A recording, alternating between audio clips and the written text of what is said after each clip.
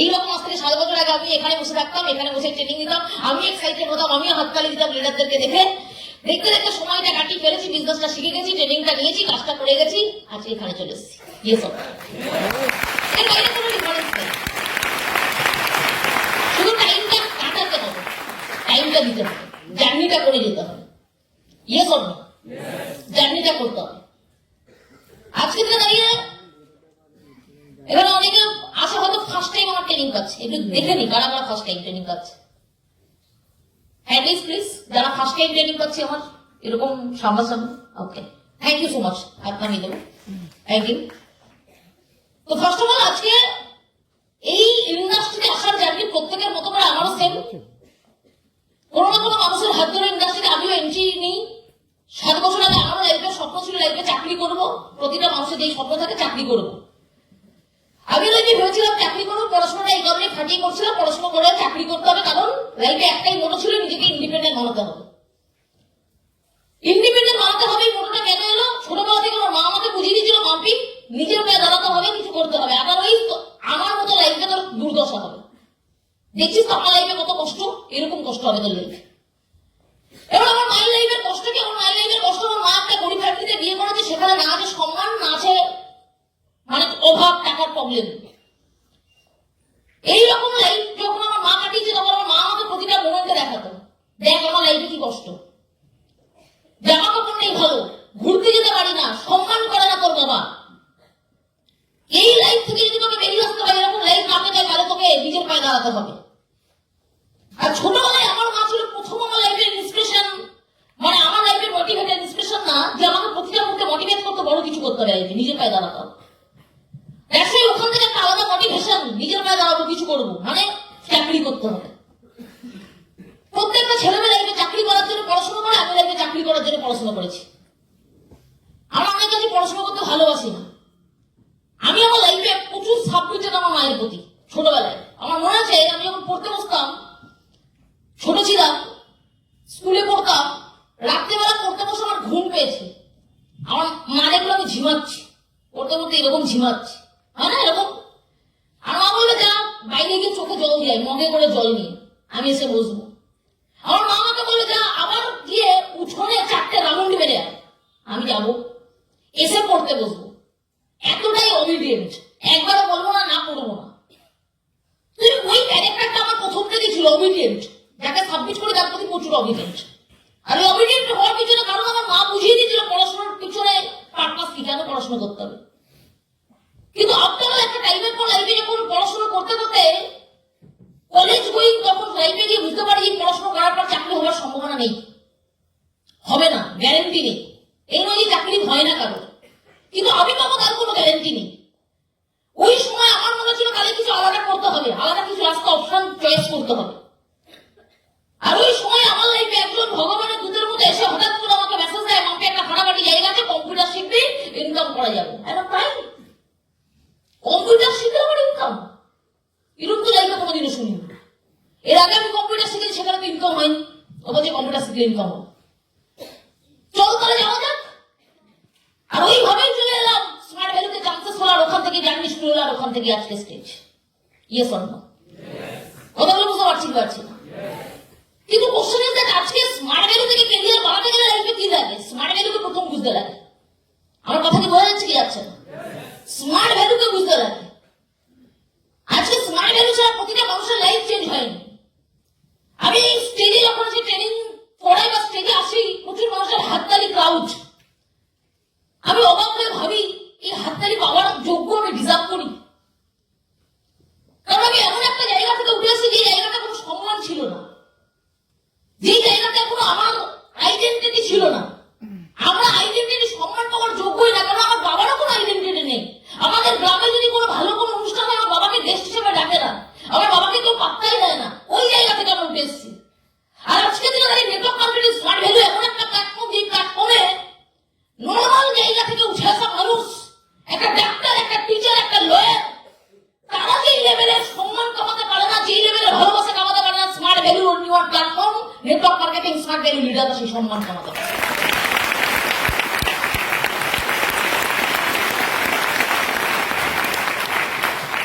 কথাগুলো বোঝা যাচ্ছে যাচ্ছে কি যাচ্ছে না? কিন্তু আগে আমাকে বুঝতে হবে স্মার্ট ভ্যালু আমি কেন করবো, স্মার্ট ভ্যালু কেন বেস্ট। আমি আমার লাইফে দেখেছি প্রচুর মানুষ স্মার্ট ভ্যালুতে চলে আসে, কিন্তু স্মার্ট ভ্যালু থেকে সবাইকে দিয়ে বানাতে পারে না। কেন? কারণ প্রথমেই ম্যাক্সিমাম স্মার্ট ভ্যালুটাকে মিসআন্ডারস্ট্যান্ড করে। আচ্ছা মার্কার আছে, মার্কার থাকলে দেবে। ম্যাক্সিমাম মানুষ স্মার্ট ভ্যালুটাকে মিসআন্ডারস্ট্যান্ড করে। মিসআন্ডারস্ট্যান্ড মানে স্মার্ট ভ্যালুতে প্রথমেই আসে একটা ছেলের কাছে স্মার্ট ভ্যালুটা কি মনে হয়? ফালতু কাজ, লোক ধরা। আর এইটা ভেবে ম্যাক্সিমাম ছেলে মেয়ে কুইট করে যাবে। তো মার্কার থাকলে দেবে, হয়েছে কি যাচ্ছে না। আমার মনে আজ থেকে 7 বছর আগে যখন আমি ইন্ডাস্ট্রিতে প্রথম আসি আর প্রথম অ্যাডমিশন নিই, প্রথম রেগুলার আমি ট্রেনিং হেভি এক্সাইটমেন্টের সঙ্গে আসতাম। আবার কালকে ট্রেনিং, আবার পরশু ট্রেনিং, আর ট্রেনিং এর আগে আমি খুব এক্সাইটেড থাকতাম। কিন্তু হঠাৎ করে যখনই আমার অ্যাডভান্স ট্রেনিং চালু হলো, অ্যাডভান্স ট্রেনিং চালু হওয়ার পর আমার সব এক্সাইটমেন্ট চলে গেল। কেন? কারণ যখনই আমার অ্যাডভান্স ট্রেনিং চালু হলো তখনই আমি জানতে পারলাম লোক ধরতে হবে, আর কিছু জানতে পারলাম না। কেন? তাহলে সিনিয়র কিছু এটাই দেখিয়েছিল লোক ধরতে হবে না। কারণ আমি তখন কিরকম ক্যারেক্টারে ছিলাম আমি তোমাকে বলে দিই। আমার মাঝে প্রথম আমার যেদিন কাউন্সিলিং হয় ফার্স্ট ডে, ওরা বাবাই তার বাড়িতে হয়, ওখানেই অফিসের মধ্যে ইউজ করা হতো। তো ফার্স্ট ডে আমাদের কাউন্সিলিং এ বসিয়ে দেওয়া হয়েছে। আমি ওখানে বসে দেখছি জানলার পর্দা, কি সুন্দর পর্দা, এসি লাগানো বাড়িতে হয়, জানলা বাইরে পাখি বসে আছে, কিচ্ছু শুনছি না। লাস্ট গিয়ে দেখাচ্ছে এই ইন্ডাস্ট্রি থেকে কি কি পাওয়া যাবে, ফরেন টিপ, ন্যাশনাল টিপ, হ্যান্ডসাম ইনকাম, সিকিউরিটি, কোথায় কোথায় যাওয়া যাবে, সুইজারল্যান্ড, অস্ট্রেলিয়া, প্যারিস, এই ধরনের ট্রিপে যাওয়া যাবে। আমি শুধু ওটা শুনে বাড়িতে এলাম। মাকে এসে বললাম মা সুইজারল্যান্ড যাওয়া যাবে, এর জন্য এখানে ডান্স দিতেই হবে, বাকি কিচ্ছু শুনি না।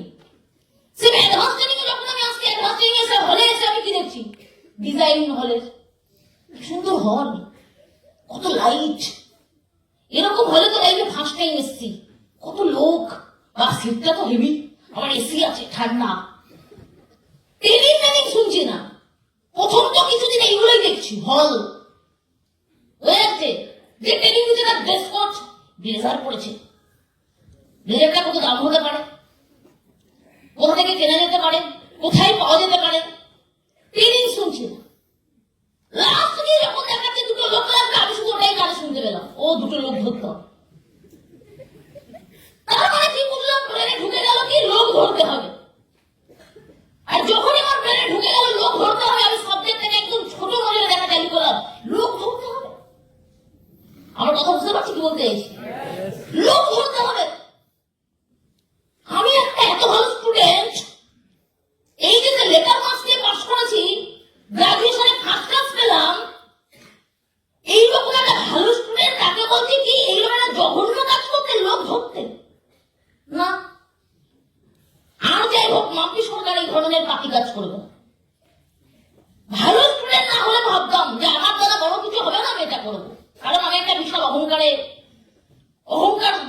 বুঝতে পারছি, এডুকেশন হয় না মানুষের মধ্যে অহংকার তৈরি করা, আমার মধ্যে একটা অহংকার ছিল। ওই সমাজে আমার মনে হচ্ছিল ঘনশ্যাম আমাকে পুরো ফাঁসিয়ে দিয়েছে। কেন? আগে থেকে বলেনি এখানে আমাকে লোক ধরতে হবে।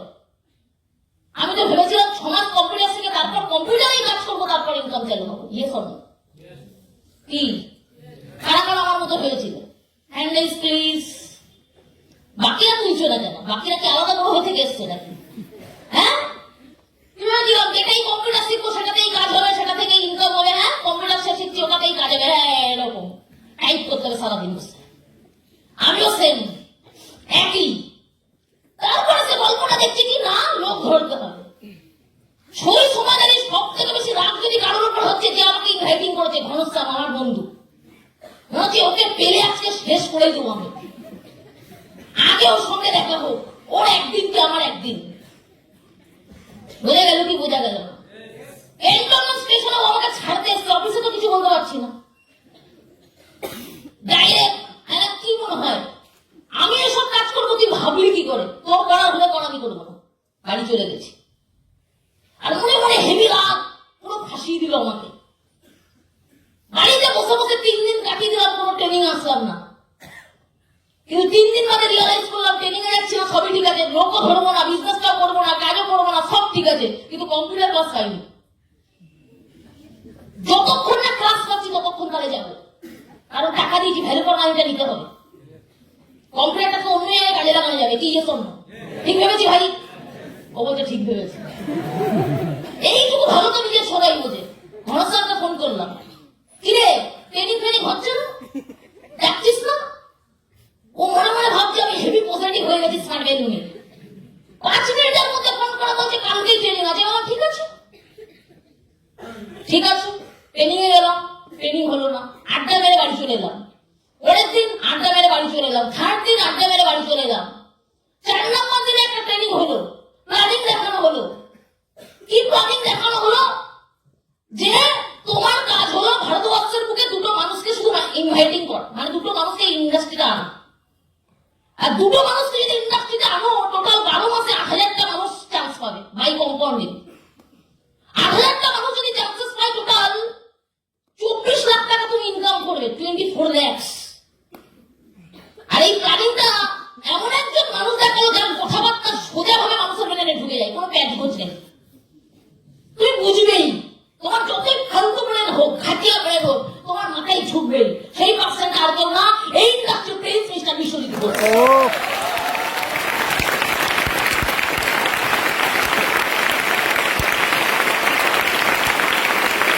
Thank you so much, please sit down, thank you. এবং আমি ওখানে বসে বসে ভাবলাম, 2টো লোক, সারা ভারতবর্ষ থেকে 2টো লোক মাত্র, 12 মাসে হবে 8,000, ইনকাম পাবো 24 লাখ। অসুবিধা কোথায়? চলো ভাই, আমাকে যখন ধরেছে আমিও 2টো লোককে ধরি, 24 লাখ আছে। কি ইয়ে শোন, হ্যাঁ কি না?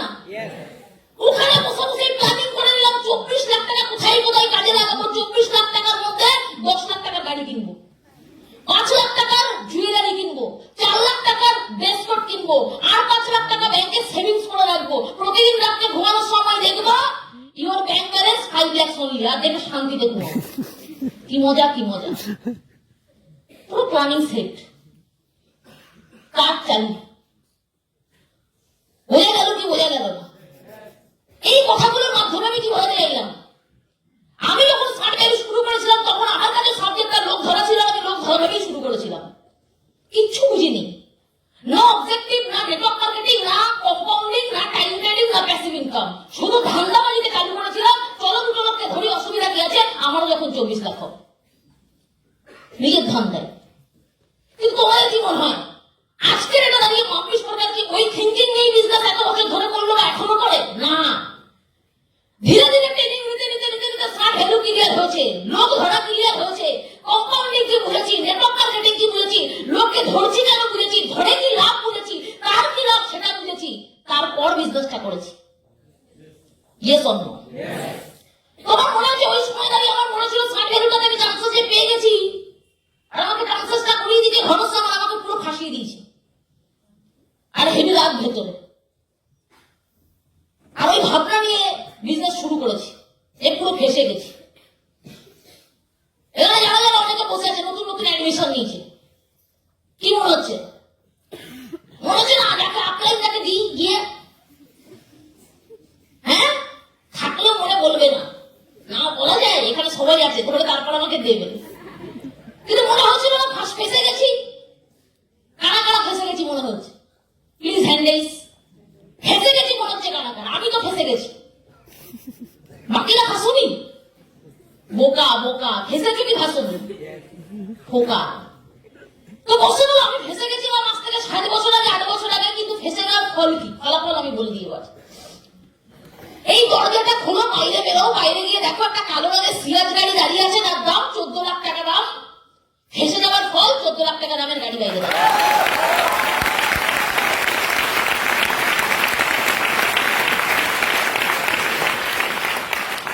বোঝা গেল? আজ থেকে 5 দিন আগে কল্যাণ জুয়েলার্সে গেলাম, 5 লাখ টাকা জুয়েলারি কিনে এলাম। 5 লাখ টাকা, হাতের ব্রেসলেট, আংটি, সঙ্গে 2খানা চেন, 5 লাখ টাকা দিয়ে কিনে বাড়িতে ঢুকলাম। এই যে 5 লাখ টাকা জুয়েলারি কিনে আনলাম, আজ থেকে 7 বছর আগে আমার মনে আছে কানের বন্ধক দিয়ে রুম ভাড়া দিয়েছিলাম আমি স্মার্ট ভ্যালিতে। কানের বিক্রি করে, বন্ধক দিয়ে না, বিক্রি করে। ফার্স্টে বন্ধক দিয়েছি, তারপর বিক্রি করে দিয়েছি। কিন্তু 7 বছর 8 বছর আগে ঘনশ্যাম যদি ফাঁসিয়ে না দিত, আমার লাইফে একটাই কানের দুল ছিল, মা আমাকে 6 বানিয়ে দিয়েছিল যার দাম 700 টাকা দিয়ে। এছাড়া আর কোনো সোনার গয়না ছিল না, তাও বিক্রি করে দিয়েছিলাম স্মার্ট ভ্যালিতে আসার পর। আর আজকে 5 লাখ টাকা, 6 লাখ টাকা, 3 লাখ টাকা যখন ইচ্ছা জুয়েলারি কিনে আনছি জুয়েলার্সে গিয়ে। তাহলে 7 বছর আগে একটা মানুষ ফাঁসিয়ে দিয়েছিল বলে তো এটা পসিবল কি? Yes or no? হ্যাঁ কি না? আমার ছোটবেলাটা কিভাবে কেটেছে? আজ থেকে 7 বছর 8 বছর আগে স্মার্ট ভ্যালিতে যখন আসেনি, ছোটবেলায় আমার স্পষ্ট মনে আছে মাঝে মাঝেই আমি মাসির বাড়িতে হেঁটে বেড়াতে যেতাম। একটা ব্যাগ নিয়ে বেড়াতে যেতাম, ফেরার সময় 3টে ব্যাগ আনতাম, আমার একটা এক্সট্রা দুটো। ওই দুটো এক্সট্রা বড় ব্যাগ কি, বড় ব্যাগ দুটোতে হলো আমার মাসি তার মেয়েদের পুরনো জামা কাপড় ভরে দিয়েছে, যেগুলো তারা পরে না, সেগুলো আমরা এবার পরবো। প্রতিবারই সেম, একটা ব্যাগ নিয়ে যাবো, 3টে নিয়ে ফিরবো। তো আমরা আমাদের লোকের পুরনো জামা পরে বড় হয়েছি। বছরে দুটো হয়তো জামা পেতাম, একটা পয়লা বৈশাখে সুতির জামা বাড়িতে পরার, আর পুজোর সময় মাঝে মাঝে একটা, আবার কোনো পুজোতে হতো না। এটা ছিল আমাদের লাইফ। আর আজকের দিনে দাঁড়িয়ে এভরিডে, এভরি টাইম, যখন ইচ্ছা কলকাতার বড় বড় mall, Acropolis, Mani Square, South City, Diamond Plaza, Star Mall, Quest Mall, যে কোনো মলে গিয়ে H&M শপিং করার অকাত করে দিয়েছে স্মার্ট ভ্যালু। কারণ 7 বছর আগে কেউ ফাঁসিয়ে দিয়েছিল।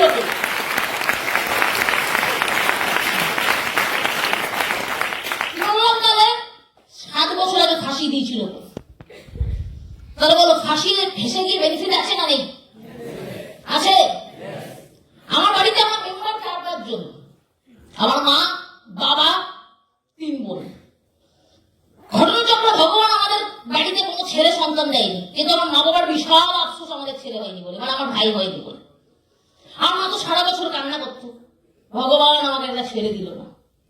ইভেন এখনো কিছু বছর আগেও, এই কিছু বছর আগেও, 3-4 বছর আগে আমার মা কান্না করতো, কিছু বছর আগে আফসোস ছেলে হয়নি বলে।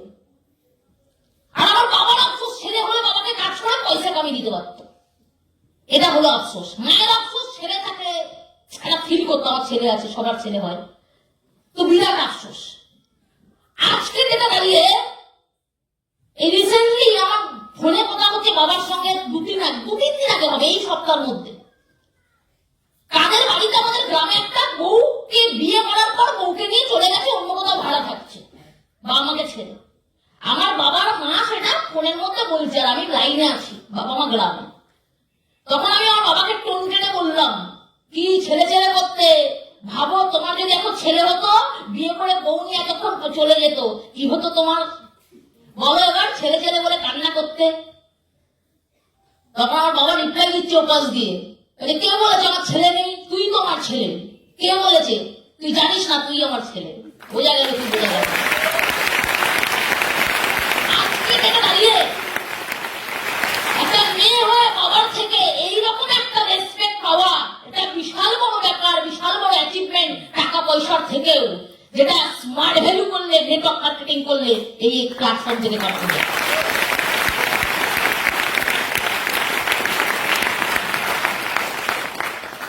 কথাগুলো বোঝা গেল? আজকে 7 বছর 8 বছর স্মার্ট ভ্যালিতে ফাঁসি দিয়েছিল কেউ আমাকে, আর সত্যি আমি ফেসে গেছি, যেটা আমি ভেবেছিলাম। আর তার রেজাল্ট, আমার মা মনে আছে ছোটবেলাতে সবসময় বলতো তোর কাকির 7খানা জামদানি, আমার একটাও নেই। জামদানি বলে একটা শাড়ি হয়, একটা শাড়ির নাম, আমার মায়ের একটাও নেই। আর ওই মানুষটার আজকে এত শাড়ি আলমারিতে ভর্তি, এমনিতে বিশাল কোথাও যায় না। ফোন করলেই একটাই কথা, শাড়ি কিন্তু কিনবি না। মানে আমি কোথাও একটা গেলে কেনাকাটা করি, শাড়ি আমার জন্য কিনবি না, কারণ শাড়ি ভর্তি আলমারিতে। আজকে ওই মানুষটার একটা সময় শাড়ি ছিল না একটাও, লোকের শাড়ি দেখে, তার জায়েজের শাড়ি দেখে সে ভেতরে খারাপ লাগা, আফসোস থাকতো। আর আজকে তার আলমারি ভর্তি শাড়ি, কি করে পসিবল? তার মেয়ে স্মার্ট ভ্যালু করে 7 বছর আগে তাকে কেউ ফাঁসিয়ে দিয়েছিল, আর আজকে দিনে দাঁড়িয়ে তার মায়ের আফসোস ভোগ করে। তো স্মার্ট ভ্যালু পেলে কি হয় না, এগুলো বুঝতে হবে।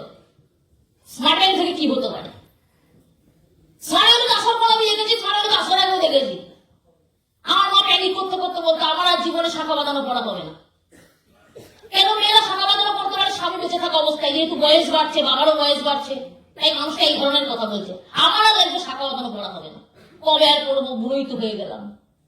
এগুলো শুনতাম, রিয়ালাইজ করতাম, বুঝতাম, তখন কিছু করতে পারতাম না, কারণ তখন সাকসেসফুল হইনি। লাস্ট আমার মনে আছে 2 বছর আগে যখন আমি একটা জুয়েলার্সে গেছি বাবাকে নিয়ে শাখা বাঁধানো মায়ের জন্য কিনতে, তখন আমার বাবা এখানে এসছে 1 বছর আগে মেবি, বা 1.5 বছর আগে। এবার আমি ভাবলাম মা যেহেতু বয়স হয়ে গেছে, একটা নর্মাল প্লেন ডিজাইন দিয়ে দিই, যেখানে কোনো বেশি ডিজাইন থাকবে না, রেগুলার করবে সবসময় বাড়িতে শাখা বাঁধানো। এবার তাও ভাবলাম মাকে ফোন করে বলি ব্যাপারটা, মা তোমার জন্য নর্মাল সিম্পল ডিজাইন নিচ্ছি। ওপাশ থেকে মহিলা ফোন করে বলছে আমার মা প্লেন না, আমার ডিজাইনই চাই, ডিজাইন ছাড়া আমি নেবো না। কি ডিমান্ড! ভগবানের আশীর্বাদ আজকের দিনে নাকি 7 বছর আগে কেউ ফাঁসিয়ে দিয়েছিল, তাই যেই মা তার আফসোস ছিল লাইফে আমার আর কোনোদিন হয়তো শাখা বাঁধানো পড়া হবে না, এরকম অনেক মায়েদের আফসোস থাকে। আর তার মেয়ে এই অ্যাচিভমেন্টটা আজকে তাকে করে দিতে পেরেছে, শাখা বাঁধানো কিনে দিতে পেরেছে, তার লাইফের আফসোস দূর করতে পেরেছে। কি করে স্মার্ট লাইফ।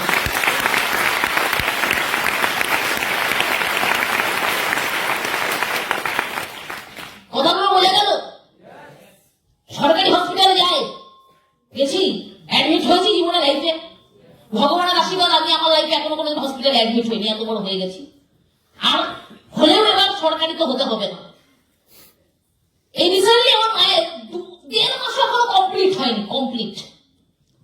হঠাৎ করে আমাদের এখানে আসছে কলকাতা, তার মধ্যে হঠাৎ করে শরীর খারাপ হয়ে গেছে, পেটে ব্যথা, হঠাৎ অ্যাডমিট, হঠাৎ অপারেশন হবে। অপারেশন কোথায় হলো? Barasat Narayana private hospital. Admit হলো, অপারেশন হলো, দেন যেদিন রিলিজ হবে, ছুটি হবে, সেদিন আমি আনতে গেছি। তো ভেতরে ঢুকলাম, যে রুমে মা ভর্তি ছিল, এর আগে ঢুকেছি, গিয়ে শুধু দেখা করেছি। এখন 3 দিন কেমন কাটালে বলো? আমি একটা কোশ্চেন করলাম ন্যাচারাল ভাবে। তো বলছে 3 দিন এরা যত্ন করেছে, তোরাও আমার পেটের মেয়ে হয়ে করতে পারবি। আমি শুনে অবাক। তখন বুদ্ধি লাগে আমি অ্যান্সার দিলাম, কারণ আমি স্মার্ট ভ্যালু লিডার। 3 দিন এই যত্নটা পেয়েছো, তার জন্য পয়সাটা দিতে হয়েছে, সেটা স্মার্ট ভ্যালু থেকে এসেছে।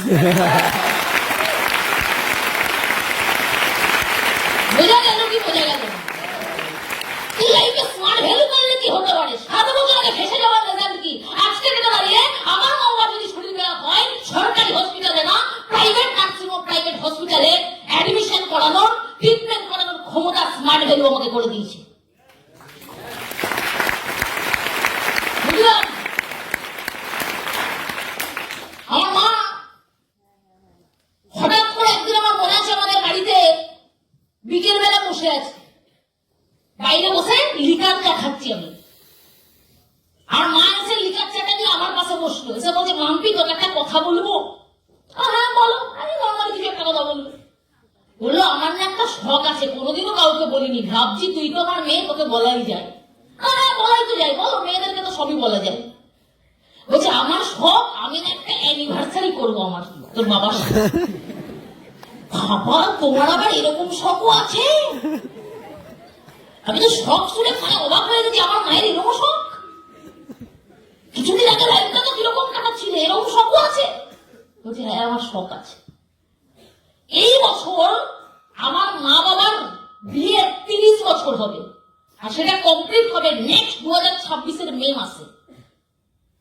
মে মাসে কমপ্লিট হচ্ছে। আমি অলরেডি আমার সিনিয়রদের সঙ্গে ডিসকাস করে নিয়েছি, কলকাতার একটা ব্যাংকুয়েটস ভাড়া করে আমার মার বাবার 30th অ্যানিভার্সারি সেলিব্রেশন করবো।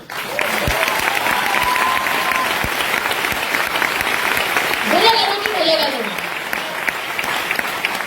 তাহলে স্মার্ট ভ্যালু আজ থেকে 7 বছর 8 বছর আগে ফেসে যাওয়ার রেজাল্ট কি? মা বাবাকে এরকম একটা লাইফ দেওয়া যায়, নিজেকে এরকম একটা লাইফ দেওয়া যায়। আমার মেকিং সেন্স? বোঝা গেল কি বোঝা গেল না? আমি আমার এন্টার ফ্যামিলিতে এমন একটা ক্যারেক্টার ছিলাম, এমন একটা মেয়ে ছিলাম, সবার ভাবনা ছিল এর দ্বারা তো বড় কিছু হবে না। তার পিছনে বড় কারণই হলো আমার বাবা গরিব, আর সেকেন্ড কারণ হলো আমি খুব আনস্মার্ট আর খুব লাজুক প্রকৃতির ছিলাম, কারোর সাথে কথা বলতাম না, খুব আনস্মার্ট, খুব লাজুক, খুব শায়। তাই সবার ধারণা ছিল সবার দ্বারা সবকিছু হবে, আমার দ্বারা হবে না। কিন্তু ওই মেয়েটাই লাইফে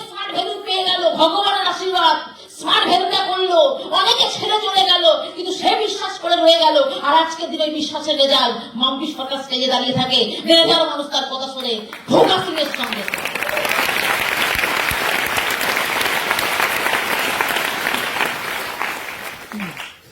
বুঝলাম কি বুঝলাম না? তো স্মার্ট ভ্যালু প্ল্যাটফর্মটা খুব ফাটাফাটি প্ল্যাটফর্ম, কিন্তু স্মার্ট ভ্যালুটা করা কঠিন না, স্মার্ট ভ্যালুটা বোঝা কঠিন। যারা যারা এই স্মার্ট ভ্যালু পাওয়ার পর কুইট করে গেছে, এই নয় যে তারা স্মার্ট ভ্যালু করতে পারছে না বলে কুইট করে গেছে, এটা প্রবলেম হলো স্মার্ট ভ্যালু তারা বোঝেনি বলে কুইট করে যাচ্ছে। কারণ বোঝাটা কঠিন, করা সহজ। তাহলে বোঝা কঠিন মানে কি? তুমি কি এমন বুঝেছি না যার জন্য তুমি করলে বাকিরা করলো না? অনেক কিছু বুঝেছি। তার মানে এটা মানে দুটো লোককে ঢোকালে 24 লাখ, ওটা ভেবো না। আলাদা কিছু বুঝেছি। একটা সময় ছিল যেই সময় আমার কাছে সাবজেক্টটা কি ছিল, সাবজেক্টটা ছিল লোক ধরা। আর তাই আমি বলে দিয়েছিলাম আমি তো লোক ধরতে পারবো না, কারণ আমি একটা ভালো স্টুডেন্ট, আমার মতো একটা এডুকেটেড মানুষ লোক ধরবে, এরকম পাতি কাজ করবে? কারণ কাজটাকে আমি নিচু নজরে দেখছিলাম, কারণ কাজটা আমার কাছে লোক ধরা। কিন্তু ট্রেনিং নিতে নিতে ডে বাই ডে আস্তে আস্তে ক্লিয়ার করলাম যেটাকে আমি লোক ধরা ভাবছি সেটা অ্যাকচুয়ালি লোক ধরাই না, সেটাকে সাকসেসফুল মানুষদের ভাষায় বলা হয় টিম গেম। ফেলিওরদের ভাষায় এটা লোক ধরা, সাকসেসফুল মানুষদের ভাষায় দ্যাটস কল্ড টিম গেম। কি ইয়েস অর নো? তাহলে টিম গেম কাকে বলে? যেখানে একা বেশি, যেখানে একার এফোর্ট নেই, যেখানে একার ট্যালেন্ট নেই, যেখানে অনেক মানুষের সহযোগিতা, অনেক মানুষের কোঅপারেশন, অনেক মানুষের এফোর্ট, দ্যাটস ওয়াই বড় বড় achievements, that's called team game. কি ইয়েস অর নো? চলো একটা এক্সাম্পল দিই টিম গেমের। এই সাইডে যারা বসে আছে ছেলেরা, সবাই মিলে একটা হাততালি মারো।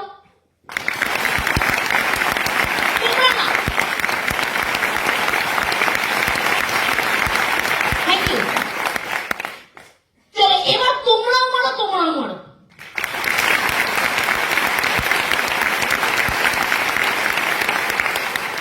আওয়াজ বেড়েছে?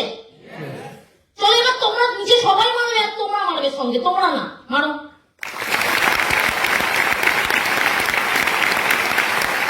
আওয়াজ বেড়েছে?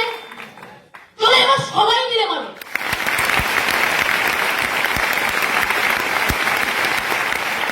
আওয়াজ বেড়েছে? এটাকেই বলে টিম গেম। ইয়েস। চলো এই জায়গাটাকে বেশ লম্বা চওড়া দেখছি, তুমি একা এবার হাততালি মারো, সেম আওয়াজ দাও যেটা হচ্ছিল এতক্ষণ ধরে। দাও দাও দাও, মারো মারো, মারতে থাকো, চেষ্টা চেষ্টা, মারতে থাকো চেষ্টা। কারণ দুনিয়াতে কিছু মানুষ ধরে চেষ্টা করলে সব হয়। মারো মারো মারো মারো, আরো মারো। হচ্ছে ঘন্টার পর ঘন্টা, ডে বাই ডে 365 দিন চেষ্টা করলেও সেম আওয়াজ মারতে পারবে না। তাহলে দুনিয়ার কিছু মানুষ আছে তোমাকে বলবে সব হয় না, পড়াশুনো কর, চাকরি কর, সব হবে। আরে ভাই সব কি করে হবে? যেটা 100 জন মিলে হয় সেটা একার দ্বারা জিন্দেগিতে হয় না। এটাই বোঝাচ্ছে স্মার্ট ভ্যালু, এটাই বোঝাচ্ছে নেটওয়ার্ক মার্কেটিং।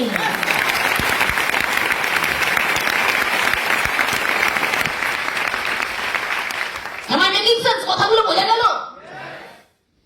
কিছু মানুষ কি বলবে, হার্ড ওয়ার্ক করলে মানুষটা একটা বড় জায়গা যায়। তাই তাই শুধু হার্ড ওয়ার্ক?